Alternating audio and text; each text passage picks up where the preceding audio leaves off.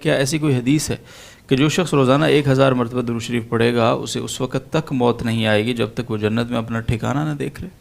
ایسی کوئی روایت نہیں مل سکی. ٹھیک. سائقہ حبیب صاحبہ بیلجیم سے پوچھتی ہیں کیا یہ بات درست ہے کہ مرغہ آواز تب دیتا ہے جب اسے کوئی فرشتہ نظر آتا ہے اور مرغے کی آواز سن کر دعا کرنی چاہیے تاکہ دعا کے ساتھ فرشتہ بھی آمین کہے اور دعا قبول ہو جائے؟ یہ صحیح مسلم میں روایت ہے جس میں آپ صلی اللہ علیہ وسلم نے فرمایا کہ مرغ جب اذان دیتا ہے تو یہ اس وقت دیتا ہے جب یہ فرشتہ کو دیکھتا ہے، لہٰذا اس وقت اللہ سے مانگو.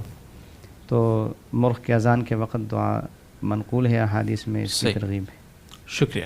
بلبل خان صاحب سعودی عرب سے، ان کا سوال ہے میرے والد صاحب الحمدللہ حیات ہیں، انہوں نے اپنا گھر بیٹے کے نام کر دیا ہے، بیٹیوں کو حصہ نہیں دیا ہے، تو اس کا شرعی طور پر کیا حکم ہے؟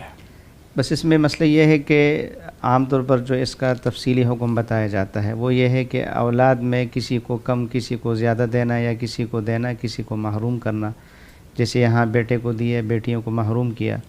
اگر اس سے مقصد دوسروں کو ضرر پہنچانا ہے پھر تو یہ عمل مکروہ تحریمی ہے اور وہ والد صاحب گناہ گار ہوں گے، عند اللہ مجرم ہے. اور اگر اضرار مقصود نہیں ہے، دوسرے کو ضرر پہنچانا مقصود نہیں ہے اور کوئی وجہ ترجیح بھی ایسی کوئی خاص نہیں ہے، بس ویسے ہی کسی کو کم کسی کو زیادہ دیا، تو اس صورت میں بھی یہ عمل نامناسب ہے. اس جیسا گناہ تو نہیں ہے جو پہلی والی صورت میں ہے، لیکن مکروہ تنزیہی بہرحال ہے. اور اگر کوئی خاص وجہ ہے، جیسے کوئی بعض اولاد بہت نیک ہوتے ہیں، بہت خدمت گزار ہوتے ہیں، یا وہ غریب ہیں، محتاج ہیں، بہت زیادہ تعاون کی ان کو ضرورت ہے، اس وجہ سے ان کو دیا اور اوروں کو نہیں دیا، یا ان کو زیادہ اوروں کو کم دیا، تو اس صورت میں پھر کوئی گناہ بھی نہیں ہوگا.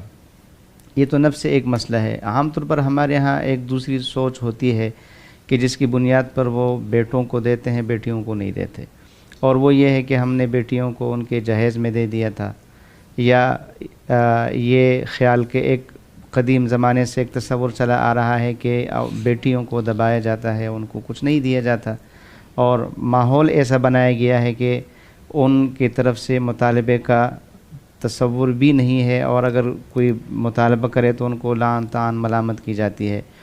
تو یہ ایک جو معاشرتی ایک جبر ہو گیا ہے، اور اس جبر کے چکی میں والد بھی پس رہا ہے اور بیٹیاں بھی. تو اس معاشرتی جبر کو ختم کرنا چاہیے، اس رسم کو توڑنا چاہیے، اور بیٹیوں کو اور بیٹوں کو برابر دینا چاہیے جیسے کہ شریعت کا حکم ہے. صحیح.